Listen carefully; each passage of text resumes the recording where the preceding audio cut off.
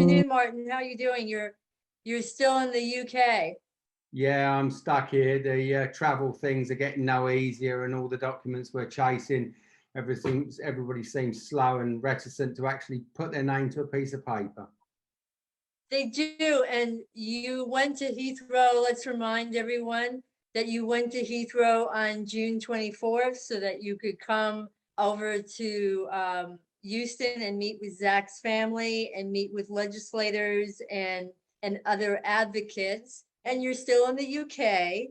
And we were asked by NIE, which is an entity of the State Department of the United States, that we should have letters sent to us, but send it to them, stating from members of Congress that they would like to meet with you, or they would be interested in meeting with you. And we went to Senator Ernst's office because I own property in the state of Iowa, and Senator Ernst is a veteran, and I'm a member of the Ladies Auxiliary of the VFW, which means I'm also associated with veterans. And Martin, what did the senator's office say about writing a letter saying that they would be interested in speaking to you and me about an American citizen being held illegally since 2008 in Dubai? They said they have no interest. What did they say? The email amazingly stated that they have absolutely no interest. I was gobsmacked. And Zack has only ceased the hunger strike on the conditions that, you know, we were doing this, and I'm concerned that, you know, he's going to lose hope again and he'll go back to the hunger strike. I'm concerned about that too, and quite frankly, to all our, right now we have a small amount of viewers, and I hope that will grow, and you guys can help us by subscribing and hitting like, but and we just appreciate you viewing. But as an American citizen, I am completely embarrassed at having to explain to a man who is British and also carries a passport from Ireland why the law lords, Lord Clement Jones, one of them, and the British government in general is quite willing to come out and call Dubai on what they're doing on many levels. You know, like a British court said yes, that Sheikh Mohammed bin Rashid Al Maktoum, who is the, I don't know, what do we want to call him, leader of Dubai, that he kidnapped his daughters and tried to sell his youngest daughter. But the American government doesn't seem willing to even consider it. I've been told that the sort of what the American government thinks is, well, Zack was convicted and sentenced, so c'est la vie. Except that we know Zack did not receive due process because he was tried as a government employee of Dubai. He was never a government employee of Dubai. Moreover, he was forced to sign papers while he was held incommunicado for 17 days, papers that he could not read. Does that sound like due process to anyone out there? Seriously, no, it does not. Yeah, the other thing that is always of concern is, why did they hold him for 9 years without a conviction? I mean, why does it take any government or any organisation 9 years to actually convict somebody? He was held without conviction, and then once they decided they'd give him a sentence, they haven't even considered the time held on remand, 9 years, as part of time served. You know, his sentence started after sitting there for 9 years waiting for them to decide what they wanted to say he'd done wrong. And as we know, it's forgery of an informal document. It's like you once said, did he write the wrong birthday card to somebody? But why would it take 9 years to actually prove something like that in the modern world we live in, with our forensics and everything? Why would it take 9 years to actually come up with a conviction?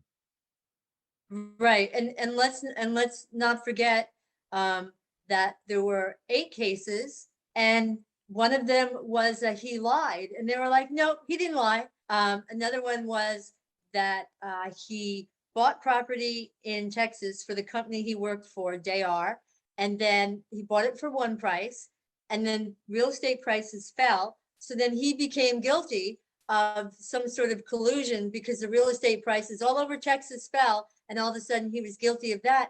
And what did JR do? They just pulled out of the suit, right? So, all they could come up with was forgery of a informal document, which no one's sure what that is. And the other is forgery of an official document. And for that, he should have 25 years. And a good point that in the United States, where we do have due process, and I will agree that we are not perfect. We are certainly not perfect, but I don't think there's any free country in the world where if you're sitting in jail from 2008 to 2016, they don't count that as that portion that you're in jail as time served.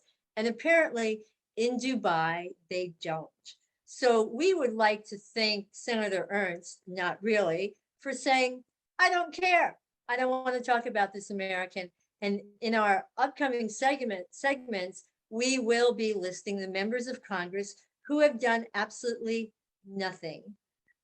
We would like to point out that one of the more interesting parts of Zack's story is that in 2016 in November, Dana Rohrabacher flew halfway around the world. He was a congressman from California, and he flew halfway around the world. And at the Crown Prince's behest, Crown Prince Hamdan, and when he got there, Crown Prince said, nope, not going to let Zack out. And there was no press for that. And we just wonder why. So that's something that Detained International is investigating. Hey, Martin, I've been going on. Can you tell everyone why we didn't have a podcast last week? Yeah, at least very early on last week, over the previous weekend, Zack wasn't feeling well, and he was showing all the signs, sore throat, mild flu symptoms. So we thought he was going down with the coronavirus, and there were actually 150 at least 150 new cases of coronavirus in the jail. And the Chinese vaccine that they'd given everyone in January seems to be ineffective with the Delta variant. So they have started injecting them now, giving them a second dose, and that they're now giving them the Pfizer vaccine, because the 2 doses of the Chinese vaccine have proved ineffective against Delta. So there are a lot of guys getting sick and quite a lot of people dying. And we thought Zack was going down. And we did initially alert the US Embassy about this. And I know you emailed a couple of senators, but then Zack started to panic, because if they suspected him of being positive, he would have been taken away from where he is and moved into the quarantine area.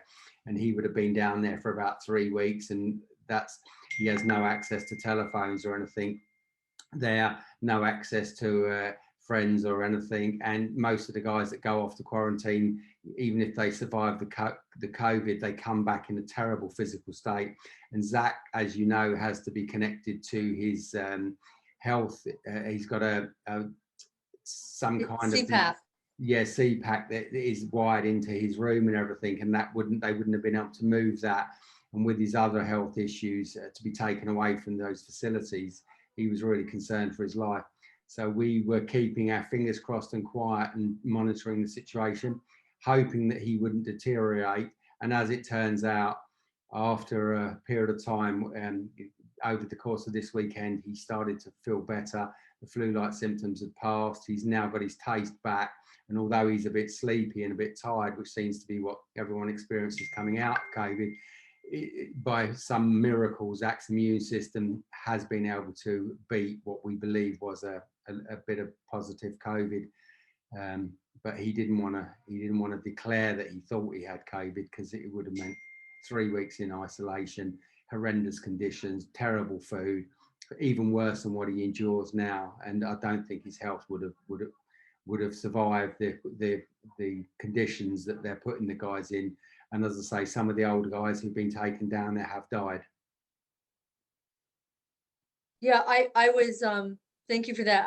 I was quite worried, and so I sent an email CCing you and Zack, of course, to Charles McClellan, who is at the consulate in Dubai. Everyone, please remember that we still don't have an ambassador to Dubai because there's been a switch in administrations. And it takes a while for the Senate to confirm the ambassador. Or any ambassador. So I sent an email to Charles McClellan, who's at the consulate in Dubai, and he deals with American Citizen Services. I think the acronym is ACS, if I'm correct. And Mr. McClellan, even though I am Zack's power of attorney, does not respond to me or Detained International. Though Mr. McClellan does respond to Zack, but Zack was absolutely horrified, terrified that they would put him in quarantine. And that just speaks to the conditions that he's in. I know that jail has had where they come and they do a survey of the jail, like they do an inspection. And I know that when the inspectors come, everything is okie dokie because they paint walls and they move things around. But once the inspectors leave, it's back to the status quo. So the fact that Zack was so terrified that he sent me emails, through his son, he spoke to his wife and had his sister-in-law call and tell me to retract the email to McClellan. That, I think, just speaks volumes. And again, I am so embarrassed sitting in front of a Brit and having to explain why my government does not care. And it's sort of, why is it that my government is treating Zack this way? Just because someone's convicted or sentenced does not mean that that's due process. That's insane, and we know that. So yeah, that's where we are. It's July 27th. You tried to leave on June 24th. We are waiting for our press credentials. Hopefully they'll come soon, and you'll resubmit your packet to the NIE. We'd like Senator Ernst. We'd like someone from Senator Ernst's office, because when I said why won't you write the letter? Libby, who is in the Cedar Rapids office, poor thing, she said, I don't know. So that, to me, as someone who's a manager in a management position, not at Detained but at other places, they didn't support Libby. When I have to ask someone to tell someone else no, I say, please tell them the response is no, and this is why the response is no. Just because we don't do that or we're not interested, is that really what someone who is paid by the American people, the people of Iowa, who's supposed to represent, who has the honor and the privilege of representing the American people as a senator, is that what they're supposed to do? Somehow, I think not. Okay. Well, let's watch this space and see what happens next week. All right, we'll do that. Well, you take care in the UK, stay safe, and everyone, please subscribe, please like, and please leave a comment. If you have questions. Also, Martin, will you put Lord Clement, the link to Lord Clement Jones? Will you put that underneath when you publish it so people can see what good governments do in supporting their citizens? Because Lord Clement Jones's speech is just amazing. Will you put the link, please?